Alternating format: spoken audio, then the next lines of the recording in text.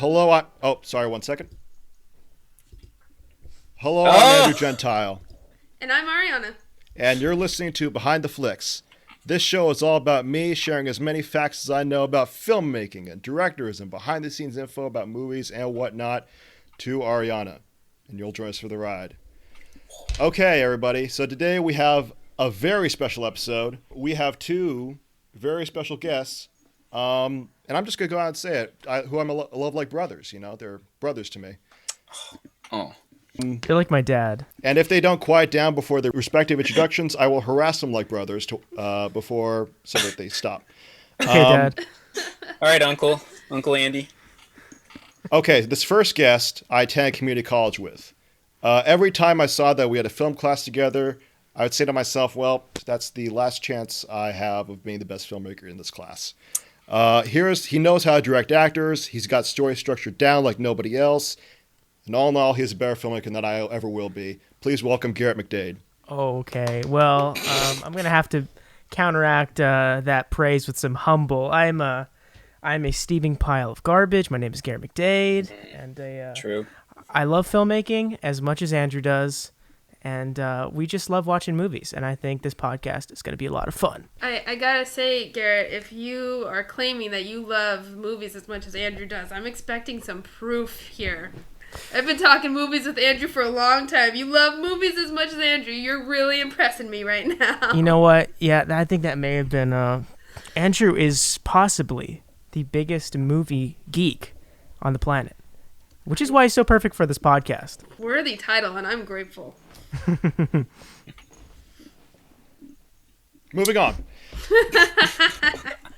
He loves taking compliments. Can't you tell? I'm honored. Speaking of why you're a better filmmaker, while at community college, I watched your film What Lies Below, which was shot by our next guest, whom I will introduce. While watching What Lies Below, I was really awestruck. I was like blown away by the cinematography in that film. I thought the cinematographer must have had like decades of experience. I thought he must have been like 40 years old. Then Garrett told me that one, the cinematographer was a pal from high school, and two, he was 19 years old at the time. I have had the privilege of working with our next guest on many projects. He is a master of light, shadow, and color and composition, and ultimately, so long as he keeps working, I have no doubt in my mind that he will be remembered as one of the great artists of all time. Please welcome Max Hurley. Wow, Andrew, I don't think I could have asked for a better introduction. Definitely better than Garrett, so I appreciate that. And I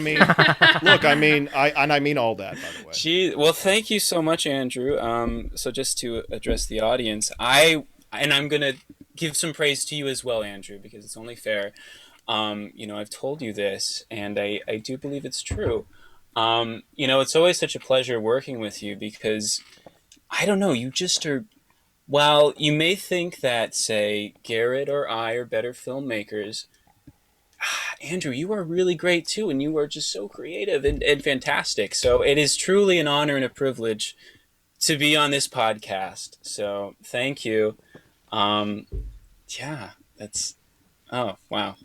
That's very kind of you to say, sir. Very kind. Are you drinking wine right now? He even drinks wine. He even drinks wine, so classic. What's up? Hello, wine? Sorry, what's up? Not wine. He's mixing drinks. What? What are you drinking? Oh my gosh. What's that, Moscow Mule? Sorry, what were you guys saying? Oh my god. This is a funny bit. Oh my gosh. Are you drinking 4 different things? Sorry, what's up? Okay, 5 I'm glad different that there's things. water in there somewhere. Well, that might not be water. Oh, that's true. There's only a little bit in there. Yeah. No, it's rubbing alcohol. Oh, So listen, that's even better. Very smooth, I imagine. once you remove the liver, Goes right through you. goes right through you. Arianna, Yes. can we get a review of this episode's film? Yes. This episode's film is called Heat. I think when I was looking at the synopsis says made in 96. Am I right about this? Is it 96 or 95? Hold on. Somewhere in there, definitely. Andrew, you gotta know this. This is No, your it's job. it's in my notes. It's in my notes. Crap. I love putting Andrew on the spot. 1995. 1995. Okay, yes, 95. He got it eventually, don't worry. But this movie was awesome. It is epic. Yes. It's almost 3 hours long. But I found myself, like, every time I would pause it to, like, get some water or grab something to eat, because you need to take breaks in this movie, I'd be like, oh my gosh, they've done so much already, and there's another hour and a half left. What are they going to do? And I totally expected to be bored, and it did not bring that, not a single time. It totally invested the entire time. It's basically about these two guys that are two sides of the same coin. One is a hardcore robbery homicide detective, and the other one is just a criminal trying to steal his way into his dream life. And they're just cat and mouse the whole time, and it is epic. Robert De Niro, Al Pacino at their best. It was awesome. Recommend, definitely A plus. Yes. Because how most movies cannot keep you captivated for 3 hours.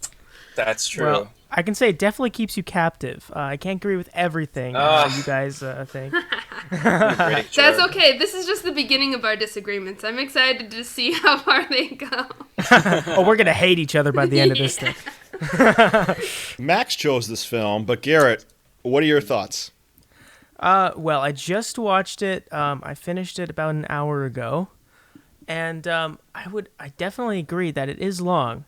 And to reiterate some of Arianna's oh my god, I had some vodka before this. It's already kicking in. No. To reiterate Arianna's words, yes, there are those moments where it's like, oh, there's an hour and a half left. What are they gonna do?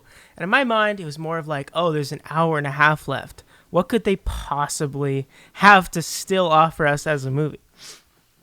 Because I think the movie's kind of all over the place. It is, I felt like it was more like a director's cut. And while the director's cut, people love it, the Snyder Cut, very popular version of the Justice League. But there was so much that I just felt could have been cut out. I thought the editing was really lackluster. And even where shots would just go on for way too long. I don't know when the last time you guys saw the movie was, but I'll get into more of what I thought. I laughed so hard. I laughed too at certain moments. Yeah. At Al Pacino's performance. Yes. I couldn't help but just think of. I literally had the Dunkachino from that Adam Sandler movie. That scene playing through my mind because he was loud. He's got a great ass. She got a great ass. Great ass. Watch your language. This is a family show, damn it. He was definitely the best part of this movie, in my opinion. So, Max. Yes. You gave me a list of films that we could talk about. I did give you a list of films. That's true. And out of that list, I chose Heat. You did. And me. Well, first of all, why did it surprise you? Because you were the one who gave me the list, and second of all, who created I don't know. this? I thought you probably. I don't know. I thought you would have went with the other ones, but I'm happy that you chose Heat, and I'm really glad that you liked it so much, Arianna. I'm really happy. For me, look, I'm going to be honest. I just rewatched it today, actually, as a matter of fact, and it had been like a couple of years since I'd seen it, but I definitely think I definitely see where you're coming from, Garrett, in terms of the criticisms. Like, it is really long, and there's definitely some stuff that could be cut. But I chose this movie because, despite that, I do think it is really just such a great 90s crime thriller. And I don't know. I kind of felt like Arianna. Like, I felt captivated for pretty much all of it, the entire runtime, save for a few moments. But yeah, I don't know. I just think it's like I don't hear people talking a lot about Heat nowadays, and so I just was like, it's such a good movie, and yeah, I'm happy to talk about it. So yeah. I would agree that it is a great '90s crime thriller, but if it has to be defined by its decade and how good it is within the decade, I can't say that as a glowing endorsement for the movie itself. Sure, that's true. Like, honestly, so when I was watching this, I definitely noticed some stuff that felt dated. Like, I did like some aspects of the score, but at the same time, it felt kind of like of its time and of its era. So Yeah. I know and it exactly did which kind- parts. I know you know. But on the whole, though, I did really like the cinematography, and I liked just kind of the color palette of it, like how it was really kind of cool and blue, and just it looks really nice. And but yeah, as far as the does. editing, I thought it was okay, but I definitely could see, yeah, maybe the pacing could be improved a bit. I will grant you that one, Garrett. But yeah, and okay, but also I do want to talk about Al Pacino because that, oh my god, like Great ass. she's got a great ass. Also, when he went to see the guy, like the informant or whatever, and he says like, "Give me all you got," and he just like that was just I laughed out loud. It was so funny. And then as he's leaving, he says, "Don't waste my motherfucking time." It's just he is so good. So Watch your goddamn language. Again, he's so family show. funny. Oh, shit. I apologize. Yeah, you can Do bleep you? this out, right? Yeah, just bleep it out. No, we're leaving it all in. Oh, Oh, uncut, okay. unrated. Cut raw. Oof. Okay. Oh my gosh, can you I- imagine if we had like a rated R version of one of our podcasts? Sorry, Grandma. Andrew, should we get some of your thoughts on the movie? I feel like we've all Yeah, shared I'd like except to get you. your thoughts. Yeah. Hold on. I want to hear what I know you're gonna get Ariana wants to say. Oh, yeah. Ariana, Oh, yeah, of what do you course. think of this crosstalk? I think that in terms of Al Pacino, because like the decade stuff you guys are talking about, like I'm super lost. I don't know what you're talking about, like in terms of the 90s decade and what movies look like back then and like the time tells that are signature, like all that stuff is like out of my realm, but I am so fascinated. Like you guys are talking about that, I'm like, what was it? That was 90s. I need to know so I know what to look for. But Al Pacino's performance-wise, I mean, I did notice he was yelling a lot, and I definitely saw. I don't know. For me, it kind of seemed like because when he was at home, he wasn't necessarily different. He just kind of chose not to talk that much, like almost like he wasn't free to be like that angsty, angry person elsewhere, like at home. And I don't know. Yeah. It just I kind of felt like, I guess, real to him.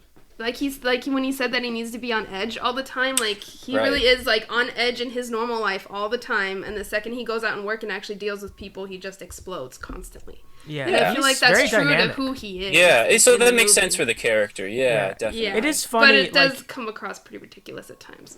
Right. Yeah. Yeah, when he bumps into a scene, first thing he says is, "Holy shit, what are you guys doing here? Give me what you got. We lost them. How did we lose them?" It's crazy. It really knocks you off guard every single time. Yeah. Maybe That's what it's like. Yeah. That's what it's like meeting Al So it's Pacino. being Being Al Al Pacino. It's No, it's like living his skin, Garrett. Okay. it's sounds like a standard Monday for me. Listen, Oh no. yeah, I transform into Al Pacino, and then I go on down Robert De Niro. Whoa. Into So- the calm, cool, collected, never raises his voice at anything ever. Right. Very Yeah, cool. Yeah. It's very Super cool. cool. He's probably the best actor in Yeah. the movie, honestly. Robert De Niro. Yeah, absolutely. In my opinion. I could see that. It's like Robert De Niro. You're either going to get something great, or you're going to get Robert meet De the Niro. meet the Fockers. Great role. This is somewhere okay. in between. Is that what you're saying? Okay. All right. I mean, or you're going to No, get this is a great role. Dirty Grandpa. How about Yeah, that? that's what I was gonna say. Or you're going my. to get Dirty Grandpa. I think it was it Dirty Grandpa? Is that? That was Oh, I'm him. thinking of Bad Grandpa is the other Grandpa movie. Lots of Grandpas movies. There are out a lot of grandpa movies. Yeah, and I gotta say, I laughed that entire movie, as bad as it was. I thought it was hilarious. There's a reason we keep her on the podcast, so we can have I gotta offer you guys a flip side. so we can have an eclectic range of films. It's true. All right, you guys ready for the facts? So ready. Yes. My body's ready, Andrew. I mean, All right, I'm I'll not- just I'm leave not that mad. alone. I'll just leave that alone. My ears. That's what I meant. My ears. My bad. Okay. Okay. Yeah. Okay. Come I- on, Of Andrew, course. what were you thinking? I was thinking you were excited about Dirty man. learning facts. I am excited. That's true. Too I'm excited. very excited. Michael Mann, prior to Heat, directed such films as Thief and Manhunter. Manhunter being the first film adaptation of the novels featuring the iconic character Hannibal Lecter. Michael Mann, also prior to Heat, produced NBC's 80s crime drama, Miami Vice. However, even before the success of Miami Vice, Mann had written a 180-page screenplay in 1979 that would become the genesis for 1995's Heat. Ooh. Interesting. I didn't know that. Remind me, is Michael Mann the writer of this movie? He's the writer and director. Writer and director. Dang. That's pretty cool. I've never seen any of the other movies you mentioned, so it's hard for me to see the connection there. But it's kind of... What kind of movie did it get inspired by? What kind of movie is Miami Vice? Miami Vice was originally a TV series, Oh. NBC TV series. Same kind of principle, like cop and bad guys? Big deal? Well, I mean, I've never seen it because it's an 80s TV TV series. Yeah. Yeah. It's an entire TV show. Look, I You mean, weren't alive then, so. I'm not prepared. I'm not that prepared. Andrew, I expect you to have seen every single thing that has ever existed. Okay. Right. I know. It's true, I'm surprised every time. I know I'm a disappointment. Arianna, Garrett, Say that. Max, let's talk about that project, stories surrounding Heat, and more. Ooh, okay. Alrighty. I'm all in. Yeah. The aforementioned genesis for Heat became a 90-minute television pilot titled L.A. Takedown. Due to the mixed reactions of critics, L.A. Takedown was aired only as a standalone movie of the week in 1989. However, Michael Mann did not give up on the spark that led him to create that failed pilot. That spark was the real-life experiences of an ex-Chicago cop by the name of Chuck Adamson. In 1963, Adamson was investigating a professional robber who was also named Neil McCauley, the same character as in the movie. What? That's It's- crazy. Based on a true story. Yeah. But he uses his actual name in the movie? Yeah. Wow. That's like unheard of nowadays. It's pretty crazy. It's a lawsuit waiting to happen. Well, actually, not really, because when the cop, well, I'll get to that later on. Okay. When the cop was investigating the robber, they, in real life, they just bumped into each other.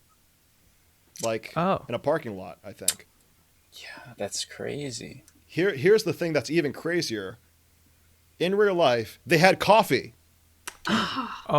Whoa! Wow. According to Mann, the conversation portrayed in Heat between McCauley, played by Robert De Niro in the movie, and the character Lieutenant Vincent Hanna, played by Al Pacino, is actually pretty close to what they said in reality. What? Wow, I interesting. love that scene. So yeah, that's a great scene. Yeah. Garrett, what do you think of that scene? That is unreal. I mean, that felt like such a Hollywood thing, like the two, like, sort of having this chat before they basically have a showdown at the bank heist. I mean, that's it's unbelievable that they actually did that in real life. Yeah. Garrett, you said that was a lawsuit waiting to happen. Yeah, usually if like movie creators use like the real names of even criminals, and it's like it's not based on like objective reality, Right. then they can be sued for like depictions that are false. Of course. Right. Yeah. Well, it was no problem because Adamson later killed McCauley during a failed robbery. Oh, he's dead. Okay, great. Oh. Yeah. Wow. So, No lawsuit. No So you're lawsuit. right, but he's dead, so he couldn't do anything. But about he's it. dead. So he really was killed. Spoiler alert. Yeah. Yeah, in real life. Yeah. I always like as I watched that ending, I thought if this movie was made today, they would have let him get away, I bet. I don't think they would have killed him. At the end? Yeah. Yeah. I think they would have It's let the possible, villain yeah. go if this movie was made 2020. So many people are falling in love with villain and villain stories and wanting Right. people to go free and like I don't think that they would have killed him off. So when I thought about that, I'm like, oh, maybe this is a 90s tell. That's true. But it's what really happened. Yeah, there was a progressive like transformation of that sort of dynamic from like the old Hollywood with the movie code, where like lawmen had to be shown as winning in basically every situation, or it wouldn't be like falling in line with these like these rules that they had set for Hollywood films. Yeah. That's crazy. I mean, we're just seeing the middle point.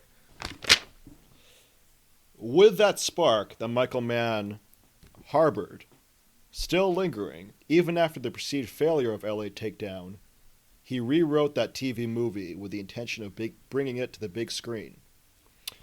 Then, success came for the director. 1992's Daniel Day-Lewis starring The Last of the Mohicans. Oh, yeah. Did he make that? Yeah. He did. He directed it, yeah. Wow. Yeah. That's crazy.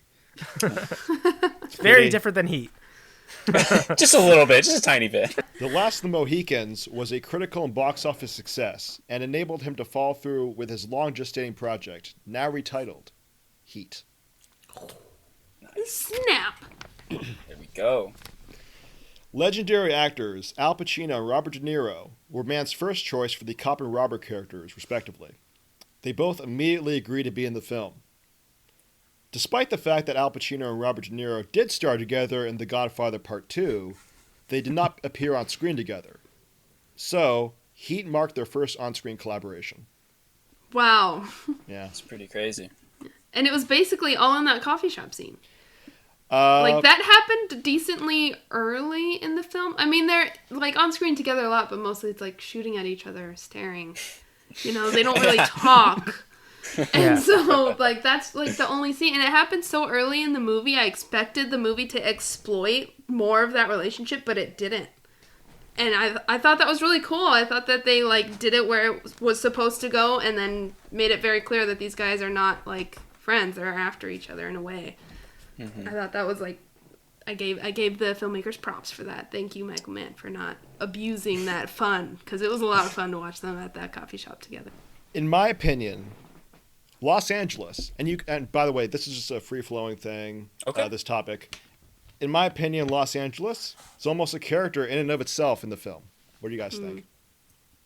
That's funny because that brings up one thing. I thought that was really funny throughout the movie, is that everybody has a house that has basically a mansion overlooking the city. If you live in this world, you have a mansion in the Hollywood Hills. Even though even the bookstore employee, I forgot her name, Robert De Niro's love interest, she lives in like Beverly Hills. It just made no sense. It was so funny. You guys notice that? Yeah, I know. Well, didn't she explain? I mean, like both of the, except for Robert De Niro's because he's rich and he can buy rich. whatever he wants, right? But both of the other houses were explained in the movie, so I guess it didn't seem weird to me. Okay. As it was there. Because didn't the girl, when they were talking in the first meeting with Robert De Niro at the restaurant, say how she got this place that was like really crappy and it was a little more expensive, but it had a great view? Ah, there we go. And then Al Pacino was blaming the ex-husband of his new wife and his like ridiculous postmodern ugly mansion. Yeah. So they came from other places. So I guess I didn't think of it like that. Makes But you're sense. right. Everybody in the film does have really nice houses, and they all look over the city. Yeah, it's not too far out of the realm of belief, so I won't hate on it for that. Right. That was part 2 of our disagreement. The houses. The light is so crazy in LA, and it's never been captured like that before in filmmaking. Like, because, like, I don't know what you you cinematographers think of this, the cinematographers in this discussion, but, the cinematography in this film, I think, is pretty great. Yeah. No, It's pretty totally good, agree. yeah. Yeah. I liked it quite a bit. Yeah. So, I think this is going to be some tech talk, guys, so be ready to get deep into my this. Here we go. Thinking cap. Beep boop. Michael Mann decided that he wanted to capture the nighttime light of the city while also showing the actors' faces. This decision was a tall order back in 1995 as Heat was shot on film. Meaning, if you were shooting a scene on film, you can capture the actors' faces at night, you can capture the nighttime lighting of LA, but not both at the same time. Like, maybe you guys can explain it better than I can, but there's such a dynamic range. Like, there's only so much that film can capture. And you can't, and back in 1995, you couldn't like to digitally manipulate it, so you just had the actors' faces and the sky, and then right. Well, yeah, you expose for one area, and it's kind of hard to expose for another area that's lit completely different. So I thought it was kind of funny talking about lighting in there. I think it must have been because they had like a warm light in the actors and they were standing out in the balcony, but like I was just getting to that scene.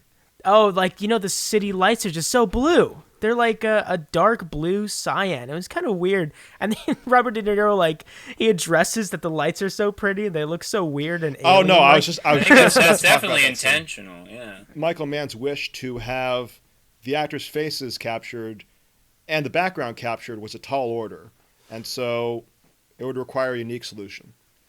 So Michael Mann and his cinematographer Dante Spinetti decided that the characters of Neil McCauley and his love interest, Edie, when they're talking on the balcony overlooking the LA cityscape, they decided that they would shoot the scene with the actors in front of a green screen and expose the film in order to focus on the actors.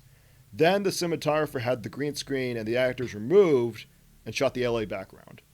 Then in post, they combined them, and through this method, Mann got the lay of the city as well as the performances.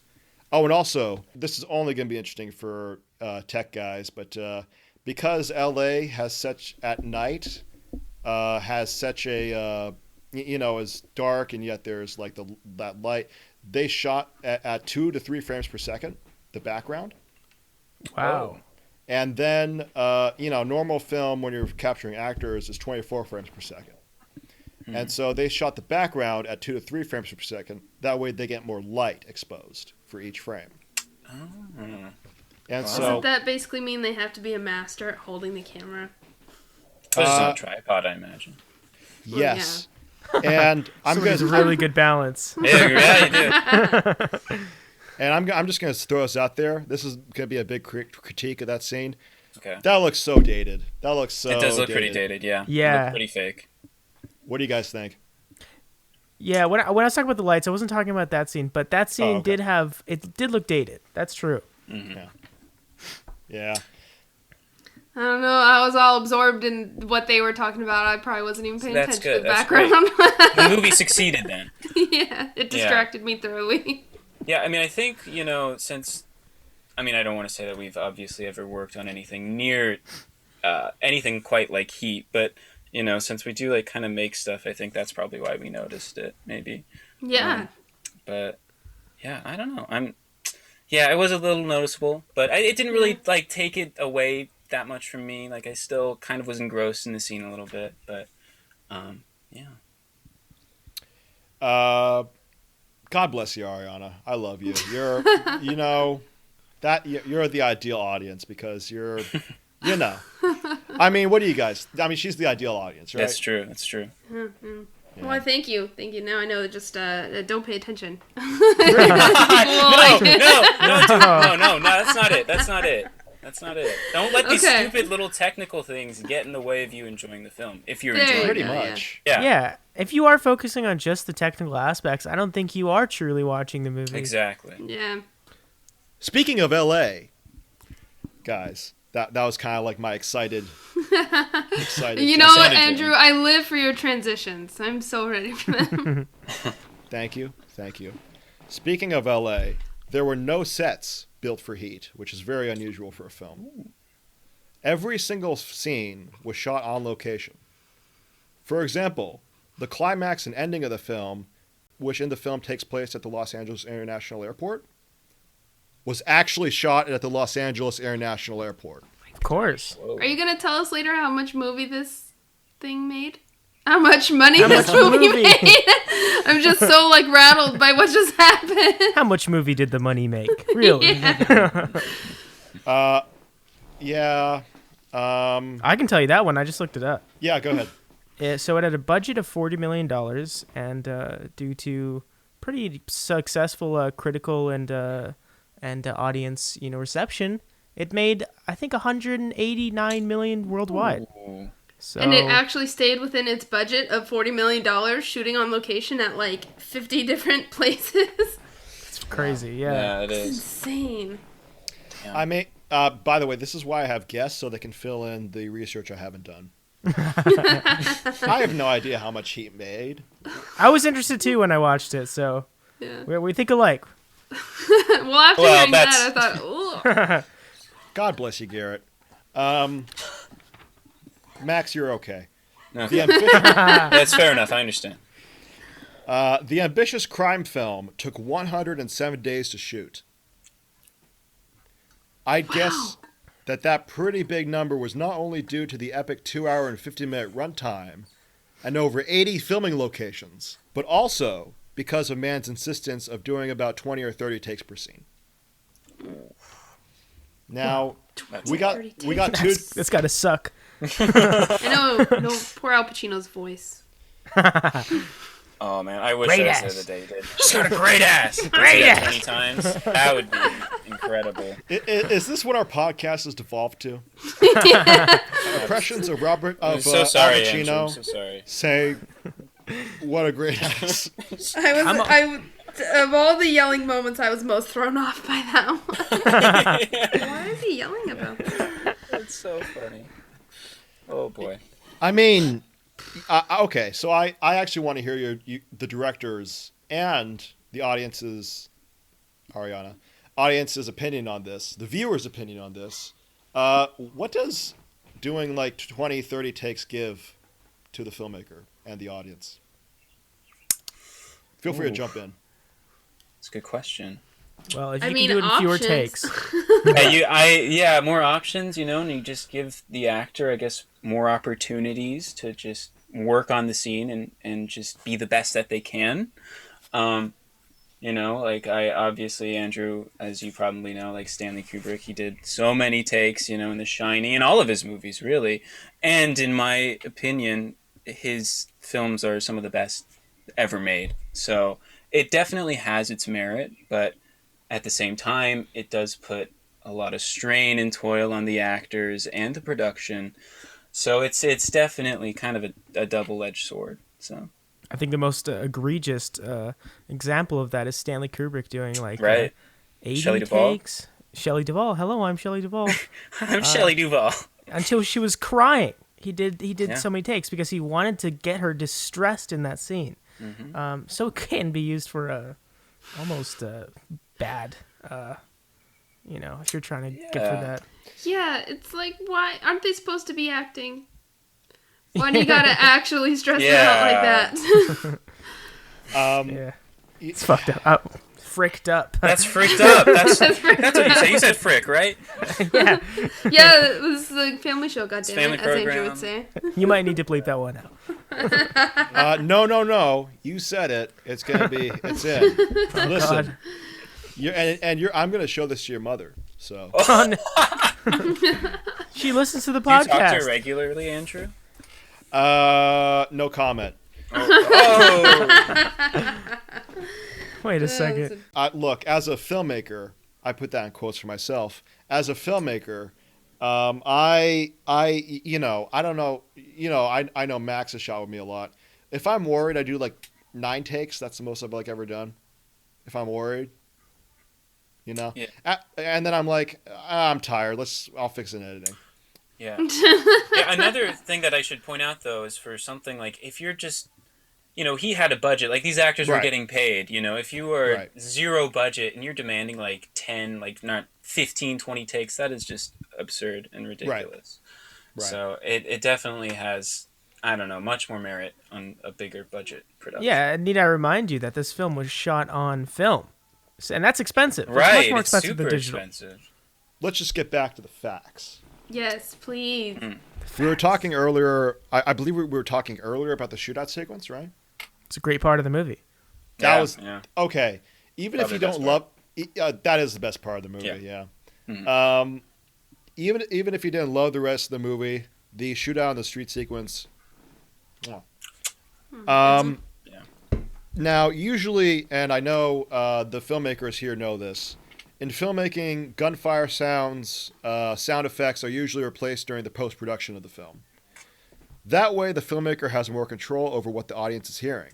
So, like, you can specifically choose, like if you have footsteps, you can choose, like, what kind of footsteps you have.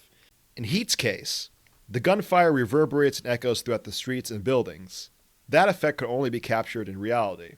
And I think that's why the scene is, like half of the reason the scene's so visceral. And Oh yeah. Absolutely. It sounds like no other movie shootout sequence I've ever seen. It's So real. It's very, yeah. Not that we have been in the middle of something like that, but it sounds just so much more realistic than just. We've robbed a your few banks in typical- our time. Yeah, okay? we have, yeah. No big deal. So that means we could say. It's That's for right. real. That's right.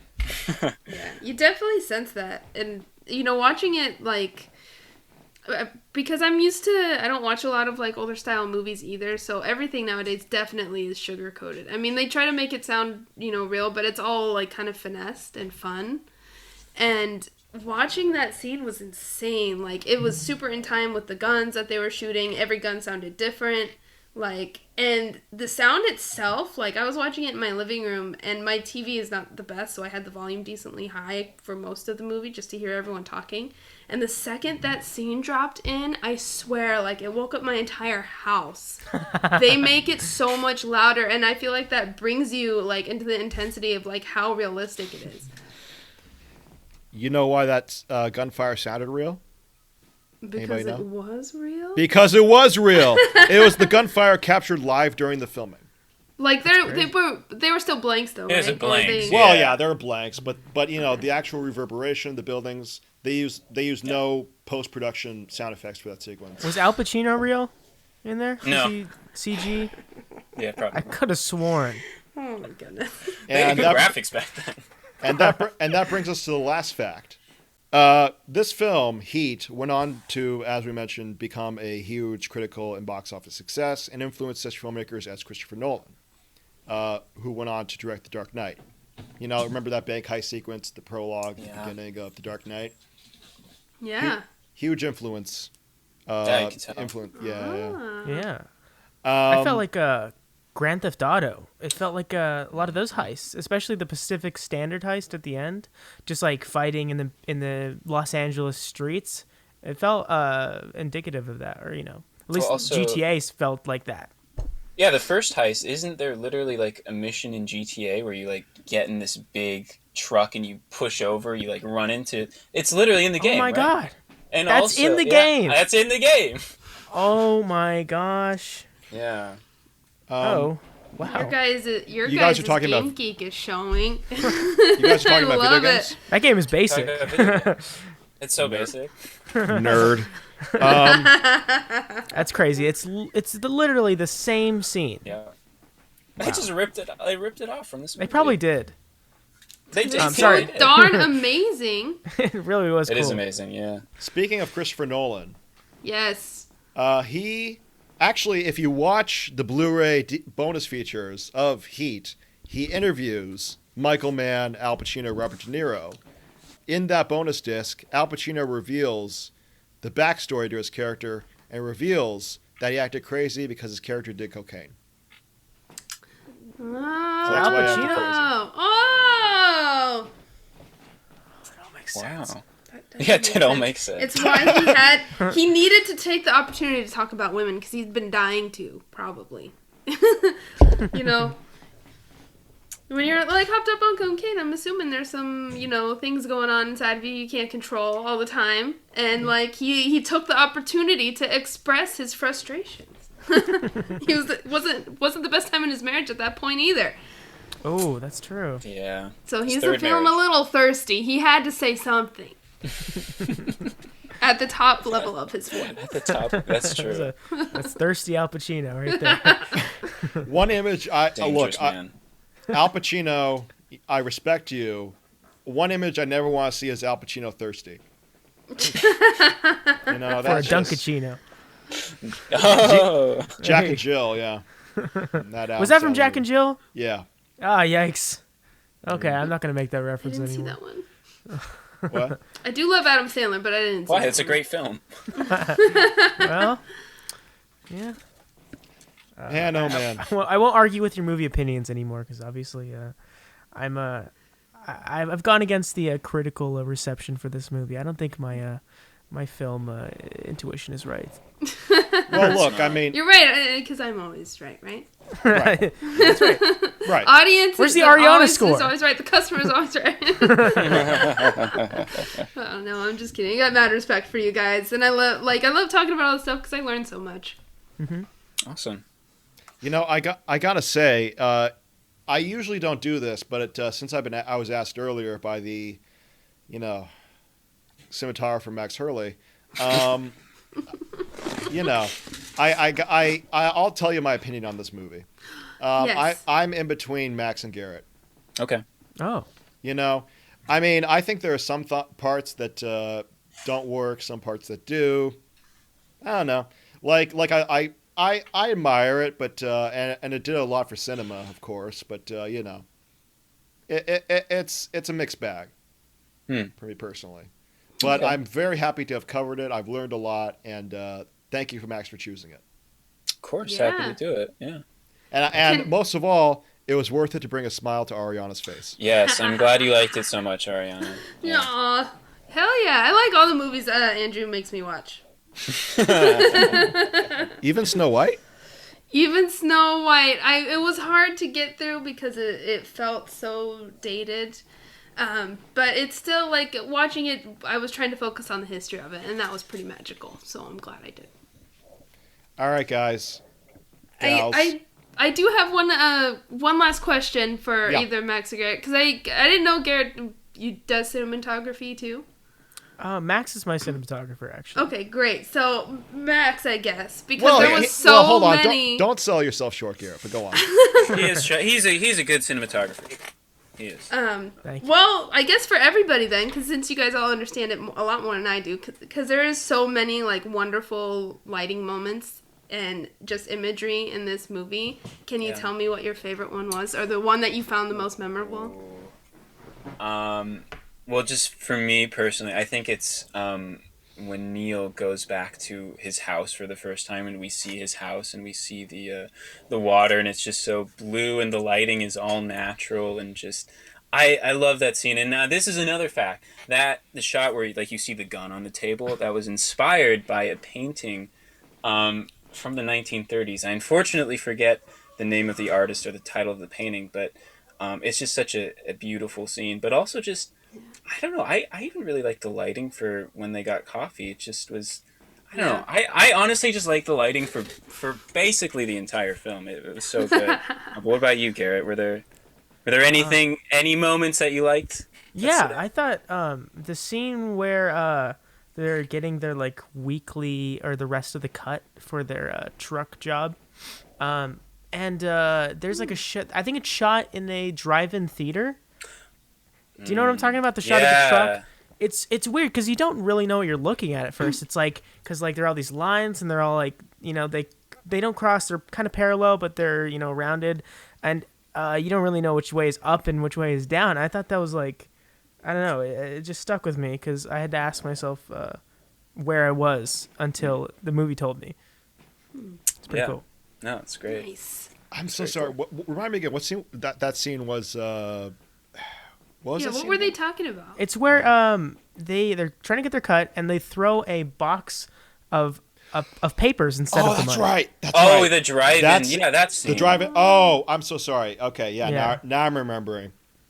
See, the movie Yeah. is forgettable. I I only have No, so much no. capacity in my brain cells for 3 hours. Okay, I gotta pick and choose. win. I know it's very long. In the movie's defense, it's not that it's forgettable. It's just that I'm a slow man. Closing thoughts. Oh, You didn't tell wait. me. You didn't tell me your favorite. Oh, right. You know. Oh, yeah, what's your favorite? You know, I was thinking about your question, and it brings me up to critique of myself as a filmmaker. What I really admire about Max and Garrett is that they're able to think in terms of like composition. Like they're able to compose a shot and they're really able to get like both information and beauty. I can only get information in my shots. So like how does this shot progress the story, and how's that cut?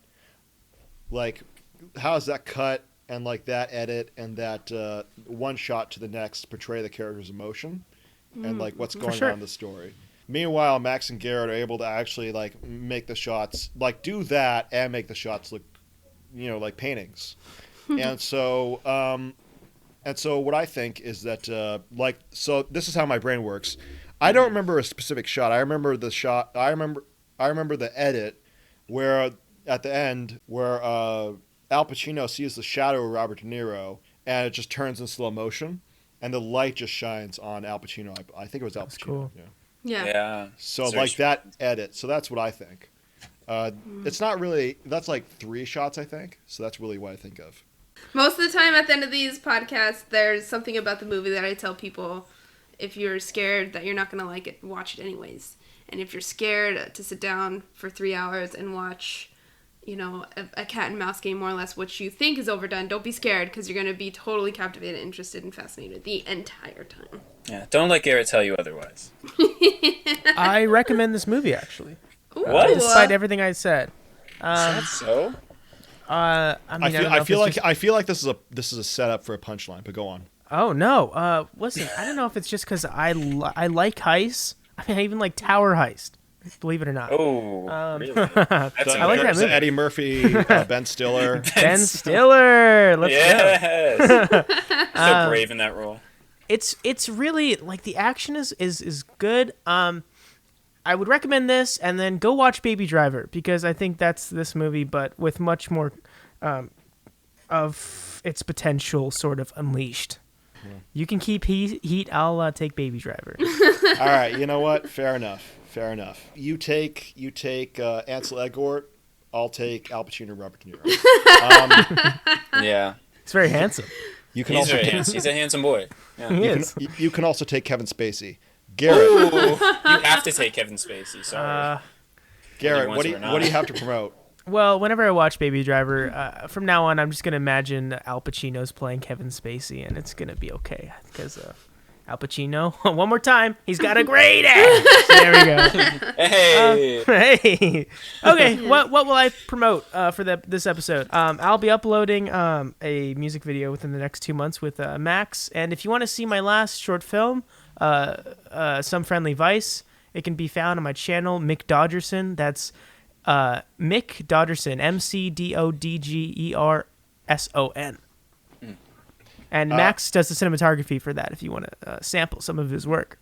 Nice. And I gotta say, it's really a fantastic short. It's amazing, and you guys did a really great job with it. And again, you got the story structure, you got the acting, you got great cinematography. It's a really creative idea. What more could you want? Fantastic filmmaker Garrett is. Max, what would you like to promote?